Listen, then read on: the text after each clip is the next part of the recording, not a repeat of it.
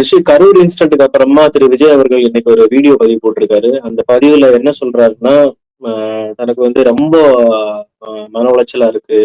And இது வரைக்கும் தன்னோட லைஃப்ல இந்த மாதிரியான ஒரு கஷ்டத்தை அவர் ஃபேஸ் பண்ணது இல்லைன்ற மாதிரி வீடியோ பதிவு பண்ணியிருக்காரு. ஸோ இதுல ஒரு சாமானியனா உன்னோட கருத்து என்ன?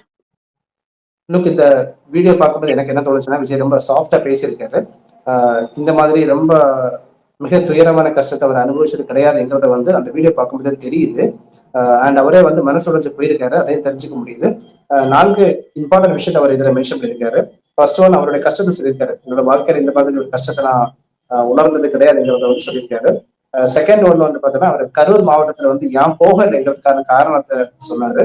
தேர்ட் ஒன் வந்து எஃப்ஐஆர், அவருக்கு கட்சிக்கு மேல, அவரோட கட்சி மெம்பர்ஸுக்கு மேல எஃப்ஐஆர் பதிவு பண்ணியிருக்காங்க, அதை பத்தியும் அவர் சொல்லியிருக்காரு. அந்த லாஸ்ட் ஒன் வந்து ரொம்ப இம்பார்ட்டன்ட், அவர் வந்து அவரோட கேம்பெயினை தொடர்வாரு, அவர் வந்து இந்த பொலிட்டிக்கல் பார்ட்டியை வந்து டிஸ்மேண்டில் பண்ண மாட்டாரு, கண்டினியூ பண்ணுவாருங்கிறத வந்து உறுதியா சொல்லியிருக்காரு.